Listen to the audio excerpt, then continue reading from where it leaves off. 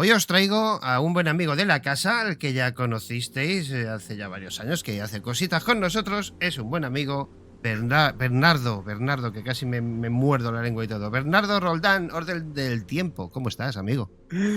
Muy buena, David, que sé que te has puesto nervioso nada más por reencontrarnos ambos titanes, que tenemos una cita en la velada para pegarnos, pero Ibai no, Eh, no yo creo que ha pudo. sido más tu camiseta de Miami Vice la que me ha puesto nervioso, ¿eh?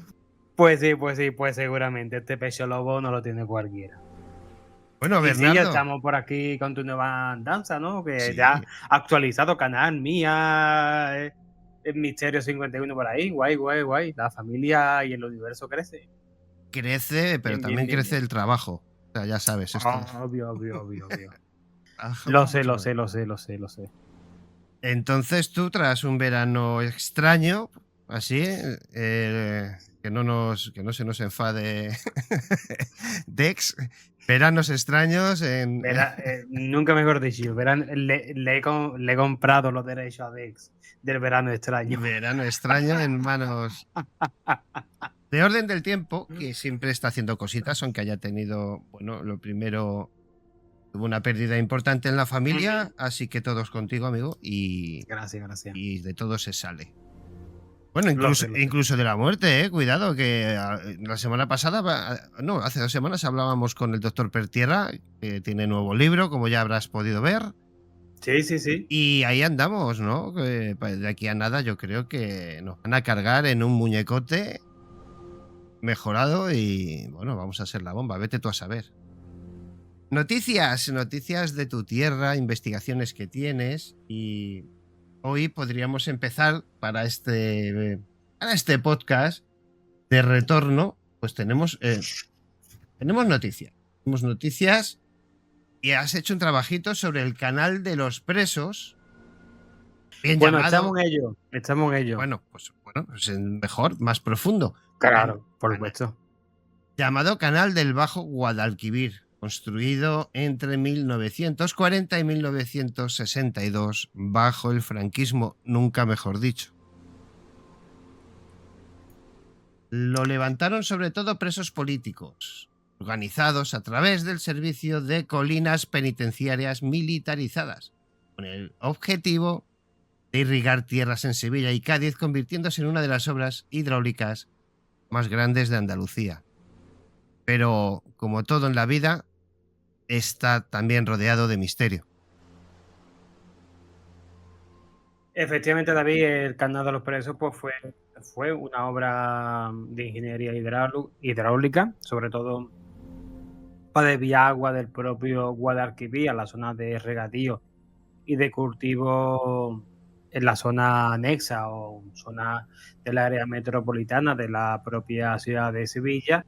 Y claro, qué tipo de mano de obra se usó en aquellos años recién salida de la guerra civil, pues el nuevo régimen establecido, en este caso el régimen franquista, pues utilizó a los prisioneros de guerra para construir dicho canal. Es más, por mi pueblo, aunque no dentro del área de la localidad, pero sí dentro de las tierras del municipio, pasa parte de este canal. Mucha gente se piensa que el propio agua del río Guadaira, no, no, son independientes.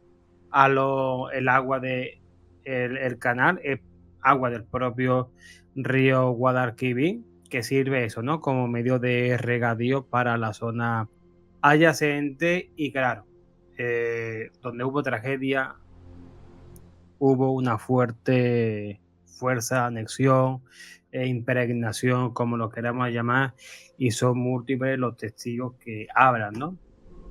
Hablan de extrañas apariciones y aquí os voy a dar en primicia que estoy investigando un poco, ¿no? Investigando este área que comprende de Dos Hermanas, Los Palacios, La Corchuela, Torreblanca y básicamente todo el área metropolitana de Sevilla, incluso un poquito más allá con un compañero medio, otro investigador de Sevilla, un antiguo compañero de un podcast, mi primo de Tertulia a Medianoche, y un cámara también, que vamos a hacer un reportaje sobre el canal de los precios para ir a esos lugares importantes donde la gente dice que han tenido encuentro con lo extraño. Encuentros, bueno, yo me imagino que en este tipo de obras faraónicas, pues me imagino que hablaremos de accidentes extraños, algún fallecimiento que otro, y Efectivamente. luego este tipo fijaos, ¿no? Estamos viendo fotografías de época. Me imagino también que esto está abierto a encontrar, vete tú a saber qué, ¿no? Porque cuando empiezas a profundizar en la Tierra, nunca sabe uno lo que va a encontrar. Entonces, ¿cómo va esto? Claro, date cuenta que el canal se empezó a construir desde 1940 hasta prácticamente 1962. Comprende un área de más de 56.000 hectáreas, ¿vale? Incluso llegaron a una amplitud de unas 80.000, pero no se llegó a esa magnitud, ¿no? Imagínate más de 2.000 prisioneros que puede haber pasado ahí.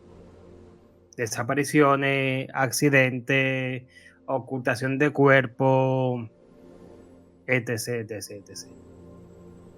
Es que lo que no pase por tu tierra, que siempre hay algo.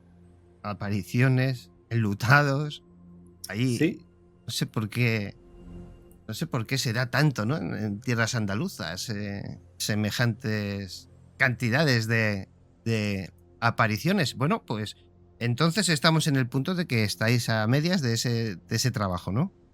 correcto. También tenemos pensado ir a la famosa carretera que une Lora del Río con Carmona, que esto salió en Cuarto Milenio y en su día también en Milenio 3, donde, que curiosamente coincide el canal de los presos con una zona de múltiples accidentes de tráfico. No sé si lo recordará, las famosas piernas en mitad de la noche, todo ello recogido por Javier Pérez Campo, que también creo que fue en su segundo libro, el libro siguiente del camping de los Alfaques, viene recogido lo de las famosas piernas.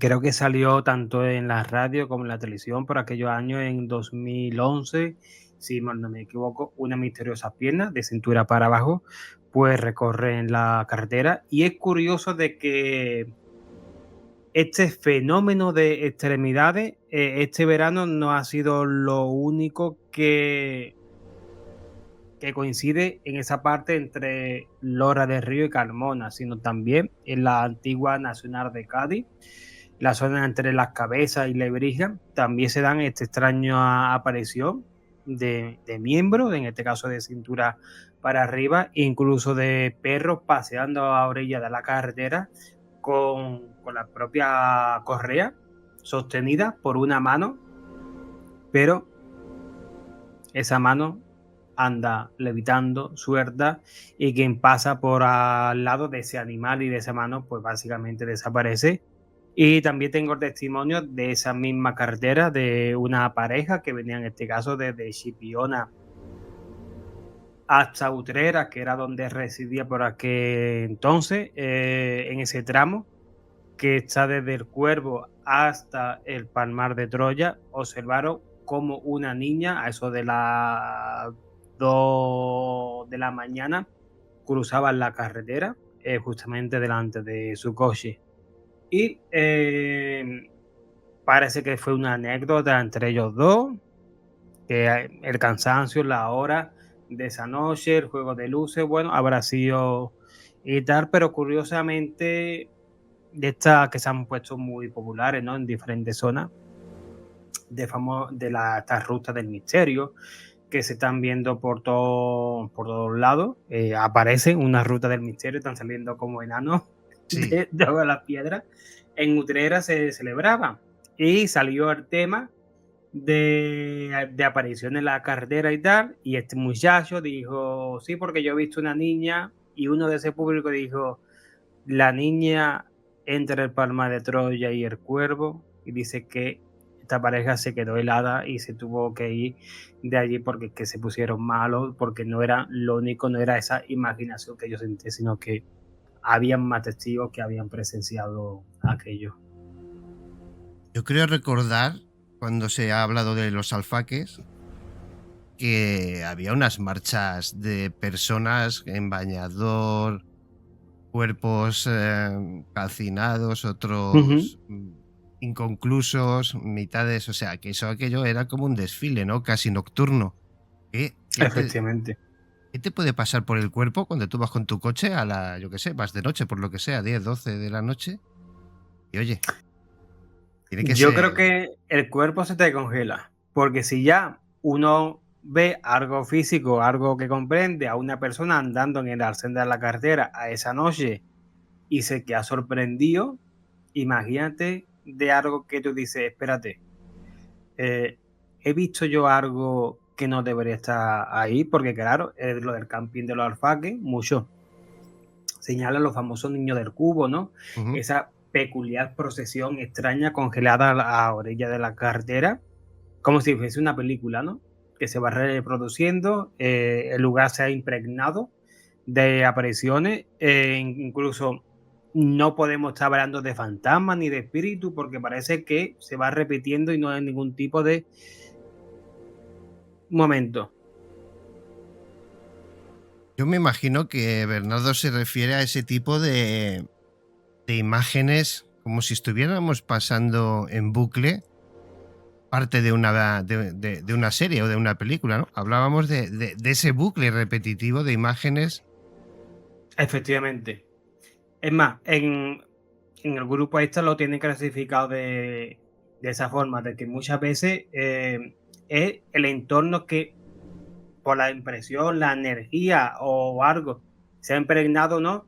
Y reproduce como una película que no se puede interferir, sino es como una especie de fotografía macabra de mismos gritos, mismos movimientos, mismas personas correr. En cambio, cuando hay algún tipo de interacción con el ente o con la persona fallecida, ya estamos hablando de otro tipo, en este caso de parapsicología, pero en este caso el campeón del alfaque pues mezclan ambos mundos, ¿no? Mezclan ese buque, podemos decirlo así, o película macabra, y también de la parapsicología tradicional de encuentro con espíritus, fantasmas, etc, etc. Claro, esto me lleva mucho, ¿no? Al tema de esa otra realidad, ese, cuando hablamos del velo, ese tan delicado, pero bueno, es un poco generalizar, porque lo más interesante sería decir que no es el velo, son los distintos velos, porque parece ser que son como capas de ¿cómo decirlo? Como las capas de una cebolla, ¿no? Donde se graban Sí, determinadas imágenes, unas son imágenes repetitivas, otros tipos de contactos ya sí que interactúan de una manera directa con ese otro lado. Las psicofonías, los ruidos. para que sí, para que nos podamos entender y sobre todo para que los amigos que estén escuchando esto puedan comprenderlo mejor. Es similar a las sombras de los japoneses cuando se tiraron las bombas atómicas, que a día de hoy están las sombras impregnadas en el propio suelo, ¿no? De tanto de Hiroshima como Nagasaki. Ujú. Podemos hacer esa especie de similitud. Bueno, es que los alfaques, aquello fue brutal. Claro, O sea, es que eso fue gente derritiéndose en el agua. sea una cosa. Mm, No vamos a entrar mucho en detalle, no, no, pero no, no. la temperatura que se alcanzó en mucha cantidad de espacio de metros cuadrados, o sea, que llegó hasta el agua, gente que se tiraba al agua, como tú bien dices, el agua se puso a hervir. O sea, eso fue una cosa muy loca. Y claro, cuando rompemos ese lazo, esa estabilidad entre planos, y quizás es donde viven este tipo de situaciones, ¿no? Y de apariciones inconclusas, ¿no? Sino Ujú. ese- una explosión, una detonación, una liberación fuerte de energía, que no es solamente la detonación en este caso, sino la pérdida o la desconexión del cuerpo humano de su energía con la física. Oye, ¿por qué no es cuando se alteran esos puentes o se abren se abren pequeñas puertas, ¿no? Entre el otro lado y este, ¿no? O esas distintas capas. Lo decimos con lo de las apariciones también de la Virgen, ¿no? Porque muchas de ellas, o en Medjugorje o en otros lugares, son parciales. Son como el que le llega mal la señal de televisión y ve trocitos, ¿no? Es como un mensaje que se queda ahí a medias, que la señal es de baja intensidad, ¿no? Pues que esto a mí es un tema que me apasiona, porque yo creo que tiene mucho que ver con la física moderna, ¿no? O la física cuántica. Es que es algo tan potente que en pocos años quizás estemos más cerca de llamar a la puerta Sí, del otro lado. pues sí, tienes razón. Quizá dentro de unos años todo esto tenga su tipo de explicación, ¿no? Date cuenta y para mencionando a Caravaca y a su obra de la distorsión, quizá a día de hoy, eso que no entendemos, que podemos, que quizá en un futuro, con una respuesta cuando desenvolvamos, descifremos ese mundo cuántico, quizá todo lo que conocemos como fenómenos extraños sea una interpretación vista desde nuestras capacidades actuales, que la distorsionamos a nuestra propia realidad. ¿Por qué no? ¿No? ¿Por qué no? Dentro de unos años, cuando avancemos en diferentes ámbitos, pues podamos ir desgranando poco a poco todo este tipo de respuestas y descifrar, ¿no? Esa otra capa o esa otra tipo de realidades. Porque muchos físicos lo dicen, ¿no? Vivimos en un simulacro, todo está ordenado, son números, son matemáticas, y en las matemáticas sabemos que hay paralelos, ¿no? Quizás saltando de paralelo en paralelo podamos saltar por todo un multiverso infinito y quizá ir más allá de lo que nosotros podamos observar. Y quién sabe si lo que nosotros llamamos extraterrestre o ovni, objetos voladores no identificados, vienen de esas realidades hacia esta y no de otros mundos, sino de tierras paralelas que se van uniendo por nexos comunes que a día de hoy no podemos descifrar. Cómo me gusta que te tires por ese lado, porque yo creo que al final, si te acuerdas, no hace mucho, no recuerdo quién fue, pero ha sido reciente, decían que podíamos vivir en un agujero negro, ¿no? Ujú. En esa zona ya donde la relatividad desaparece, ¿no? En ese viaje, cuando ya estás dentro de un agujero negro, se crea otro universo y otro, ¿no? Entonces al final, leche, entre los universos paralelos, las líneas temporales y todas estas cosas, Pero espérate, que un día me quedé yo absolutamente loco. ¿Y si un universo nace dentro de otro universo sin nosotros saberlo? no, claro, Me es que los explico. agujeros negros es eso. Sí, sí, pero imagínate que ahora mismo coge una caja que tiene por ahí, un bote o algo, por ejemplo, mete dentro una manzana, una naranja. ¿Qué va a pasar al cabo del tiempo? Que eso se va a podrir, ¿no? No lo Se va a sabremos descom- hasta que miremos. efectivamente, El se va a gato de descomponer. Schrödinger. Efectivamente, se irá descomponiendo, eso soltará gases, pero esos gases estarán ahí sujetos. Las partículas vibrarán en los átomos, pasarán los años y dentro de esa caja puede retraversar, puede volver a crearse esa naranja, pero no esa naranja, sino todo lo existente puede nacer dentro de esa caja, incluso ¿quién no te dice que esta conversación la estamos teniendo dentro de esa caja y somos fruto de esa naranja descompuesta? No, yo creo que si la gente recuerda el capítulo de Los Simpson donde Lisa pone, creo que es una muela o un Sí, ardiente, diente, ardiente. y se crea ahí un universo que, bueno, terminan con naves espaciales y Ujú. saliendo, ¿no?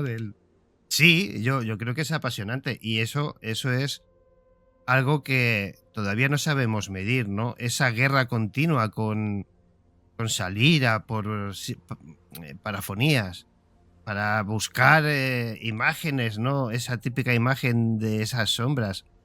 Bueno, creo que podemos contar infinidad de historias, pero la realidad es que yo, como digo siempre, me pasa como con la ufología, creo que es más humano que fantástico. Y cuando digo humano no tiene por qué ser tangible, no tiene por qué tocarse. Creo que este tema de la energía en lo que somos y en lo que nos convertiremos está ahí. El otro día le decía a Pertierra que claro, si somos capaces de abandonar nuestro cuerpo, porque al final la bilocación, ¿no? Como en el libro de Javier Sierra de la Dama Azul, la bilocación existe. O sea, eso se sabe, se ha comprobado. Que hay pacientes que cuando están en plena ECM han cruzado paredes, han visto otros quirófanos, han visto trabajar al personal y han aportado informaciones completas, o sea, pero el 100% exactas de lo que estaba sucediendo en otros quirófanos, en otras salas y demás. ¿Por qué no va a llegar el momento, bueno, quizás con algunas drogas tipo ayahuasca y demás, esos viajes son un poquito controlables con entrenamiento, ¿no? Los viajes del chamán. Es que yo creo que al final todo tiene mucha más relación de lo que pensamos. Porque el chamán, ¿qué es lo que hace? Vivir esas enfermedades en carne propia para luego poder curarlas. Ese es el viaje del chamán. O sea, el viaje del chamán no es un viaje de aprendizaje que uno va a aprender cómo se hacen las cosas. No, las va a sentir en su propio cuerpo, las va a padecer. ¿Y dónde sucede todo eso? En otro momento, en otra realidad, en otro mundo. Mira, yo vi la segunda película de Doctor Strange, la del multiverso de la locura, Está muy bien.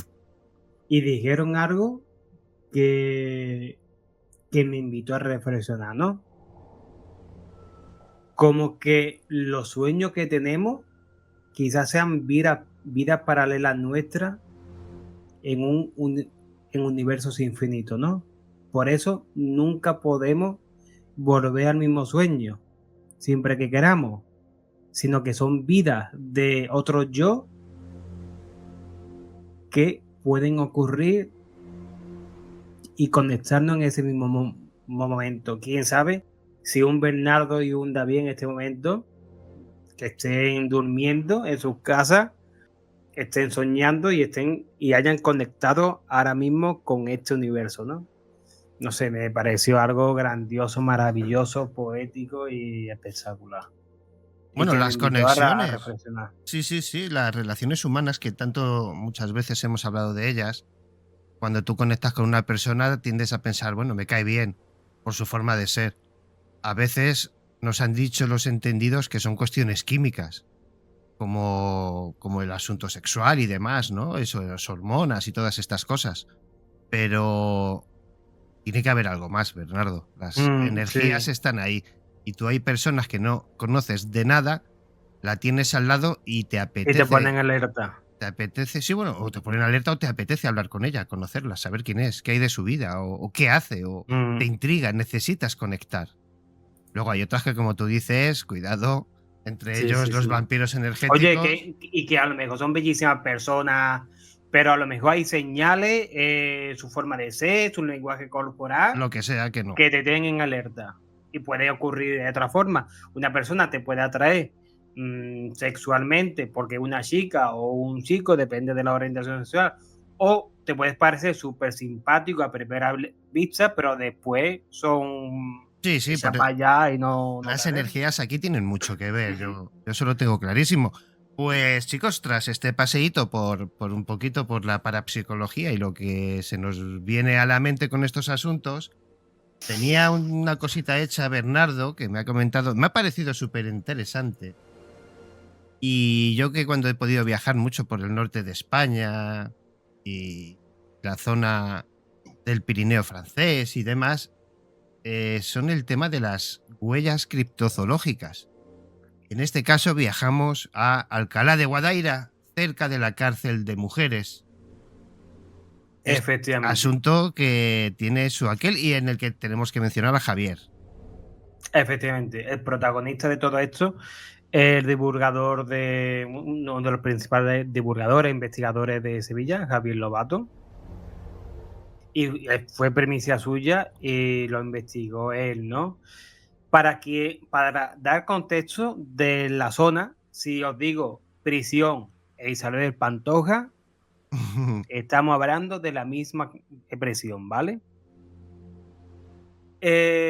Os voy a poner en contexto, es una zona a día de hoy está vallada, ¿Por qué?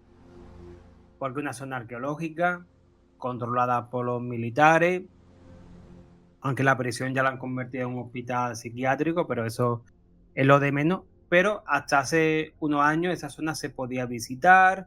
Hay un gran campo con un bosque de eucaliptar. Yo he ido de niño allí con mi familia a echar día en el campo, el típico domingo de paella, barbacoa y tal. A día de hoy eso es inaccesible. Bueno, tenemos que ir hasta julio de 2005. Javier, pues, iba con su grupo de Airsoft a la zona. Había la antigua casa del guarda y demás que están abandonadas. Y son zonas estupendas, pues, para jugar a la Airsoft, ¿no? Caía la noche, empezaron a jugar y lo que para algunos parecía que era una simple broma de uno que estaba escondido detrás, tirándole cosas, haciendo ruido y de tal, para sorpresa de esas personas, pudo observar de que todo el grupo estaba delante de ella. Entonces, ¿quién diantre había detrás? ¿No? Bueno, se pusieron en alerta y tal, y observaron que había una huella extraña y grande justamente allí. Ramas partidas y un movimiento en línea, y de pronto sintieron como un gran fogonazo, una luz, y todo quedó en silencio. Volvieron a la mañana siguiente, pudieron observar la huella, hay fotografías de la huella, de los daños en los árboles y tal. Y es cierto que la zona es una zona que invita mucho a la captación de psicofonía por aquella época, sitios abandonados, urbex, por aquella época, pero parece que eso se deformó en un caso de criptozoología y después se unió, ¿no?, con el mundo ufológico. Hay diferentes teorías de lo que puede ser aquello. Recordemos que cerca, en los mismos terrenos de la prisión de mujeres, está la fábrica de artillería de Santa Bárbara, una zona militar. Ya he mencionado que los militares han acordonado toda la zona, incluso los dólmenes arqueológicos que hay, para hacer maniobras, Sí, protección del patrimonio, yo he etc, estado ahí de etc. maniobras. Pero lo curioso es que hay una teoría, la base militar norteamericana de Morón de la Frontera está próxima, a unos 20 minutos.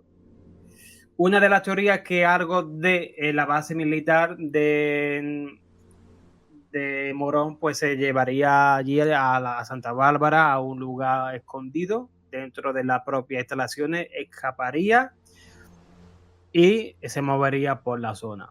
Ahora, oficialmente, pues no han reportado, ni van a reportar, oye, se nos ha escapado algo.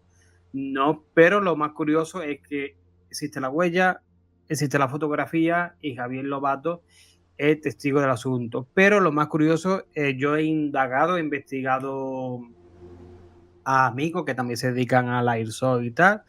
Desde 2012 la zona está vallada. Y por aquel tiempo ya iban a estos amigos míos allí a jugar. Y sí es cierto de que se han encontrado intranquilos justamente por la zona. Se han sentido observados, han escuchado cosas raras y todo lo que describe Javier Lobato, tanto en su blog y tal, que todo esto lo tengo recogido yo en mi canal de YouTube, esta charla con él, si la queréis ver.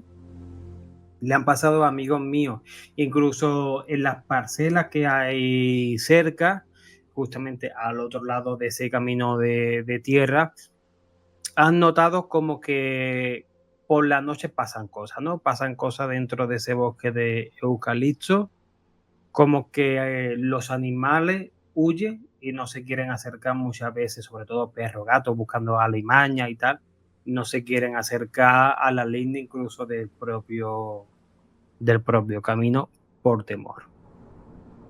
Estaba viendo el tamaño de la huella, 70 centímetros de largo, 25 de ancho. Para que nos hagamos una idea, hablamos de, pues si una lavadora son 60, que es el tamaño estándar de esos huecos, ¿no?, que tenemos en nuestras cocinas, pues meterle 10 centímetros más y luego 25 de ancho. Eso no lo sé, o es patizambo gigante o yo no sé cómo describirlo, pero grande tiene que ser, lo que sea que Sí, haya sí, sí, dejado sí. esa huella. ¿Cómo podemos diferenciar, Bernardo, entre una huella o algo que parece una huella? Porque claro, es un poco extraño encontrar una única huella. Hablamos de... Verá, sí, hay una única huella porque justamente al lado estaban las ruinas de la casa. Es como si hubiese salido de la casa y un pie hubiese pisado un trozo de muro de ladrillo y tal, y el otro muro hubiese pisado justamente esa zona. Que Claro, me lo pero ya explicó Javier. desaparecen, quiero decir, no Claro, hay... y a partir de ahí ya no hay absolutamente nada. Desapareció. Es el Hablamos, único rastro y hablamos lo también de único que existe. golpes pesados como saltos, luces extrañas. Bueno, ya es un poco el tema nocturno, ¿no? Que uno ya no sabe a veces cómo distinguir. Yo no sé cómo asociar a una huella, por ejemplo, como se habla aquí, ¿no? De luces extrañas que parecían emanar del subsuelo, una esfera luminosa invisible al ojo humano. Esto me llama la atención. Una esfera luminosa invisible al ojo humano, con lo cual solo se ha conseguido con cámara. Entiendo. De estancia de visión nocturna, por supuesto. Sí, sí. Bueno, pues yo creo que es un caso, ¿no? A medio camino entre la criptología, la Sí, sí, ufología. sí. Es lo que dice Javier. Lo engloba más dentro de la criptozoología con tinte ufológico, que es un caso 100% en este caso de OVNI. Pues yo creo que aquí, en este primer repaso y este primer contacto ya de la nueva temporada con Bernardo Roldán, pasará, amigos, a su canal en YouTube, Orden del Tiempo. Retomaremos este año nuestras charlas Pues sí, pues sí. cuando vayamos cogiendo ritmo. De nuevo, Bernardo, muchísimas gracias. Espero A ti, David, como siempre, a ti. que vayan todo bien. Perdonar, que es que Bernardo no para de estudiar. Yo sé que ha tenido este año más problemas, evidentemente, pero ¿cómo van? ¿Ya eres jefe de todo allí? ¿Eres el, No, todavía no, todavía no. Poco a poco. Que aprobé, pero me quedé sin plaza. el rollo de las plazas eternas? Bueno, pero ¿no te sirve o ya tienes que volver a examinar No, otra vez? en este caso me tengo que volver a examinar. Y claro, te puede salir peor o mejor, eso nunca se sabe. Ya, ya. Pero voy a meter un poquito de publicidad. Esta es tu casa, ya lo sabes. Con los amigos que están estudiando las posiciones de archivo, estoy haciendo una serie, en este caso explicando el temario de los archivos, sobre todo del apartado de la historia de las instituciones, que si os gusta la historia, Uf, lo podéis disfrutar también sin problema. Así que qué nada. entretenido me suena, ¿eh? Suena entretenidísimo, así. Pues sí, mira, pues está entretenido. Sino para los amantes del archivo. Amigos míos, amantes del misterio y de los archivos, por supuesto, que hay que tener fuerza y moral para estudiar algo así, ¿eh? Porque tela, ¿eh? La de documentación, bueno, es el mundo basado en Ujú. documentos, documentos y documentos históricos.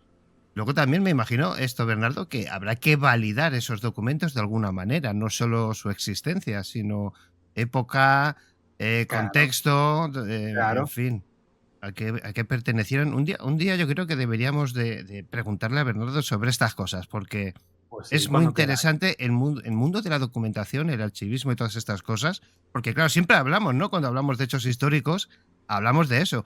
Documentos de la Inquisición de no sé dónde, o documentos de tal, archivos de secretos de no sé quién. Pero ¿cómo se da validez a esos archivos? ¿Quién tiene permiso? ¿Quién no? ¿Son reales? ¿Son copias? Son... Porque luego también, Bernardo, hay una cosa que es muy interesante. Muchas veces se achacan firmas a personajes importantes y realmente son personas que estaban a su cargo los que firmaban todas esas documentaciones. Por esto aparecieron los archivos, sobre todo la grande chancillería, ¿no? Claro. Y los grandes archivos nobiliarios y privados. Me explico. Si tú con el abad de turno o el aristócrata de turno, casi siempre son gente de la realeza lo que hacían el chanchullo, ¿no? Que si le alquilaba la tierra al abad o algo y decía, sí, pues digamos que mi padre te firmó esto me pertenece, claro, no había una prueba suficiente del documento. Pues ahí ya aparecieron los primeros notarios y dijeron, no, vamos a firmar aquí, esto es verdad, esto es mentira, te estás equivocando, una multa. Vamos, que Eso me suena muy español.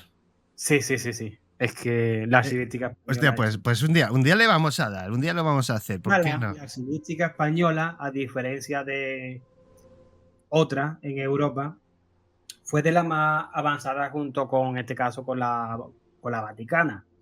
Y por ejemplo, los archivos ingleses y tal, pues no están, verás, son otro tipo de Es otro mundo, están mundo. perdidos, desordenados.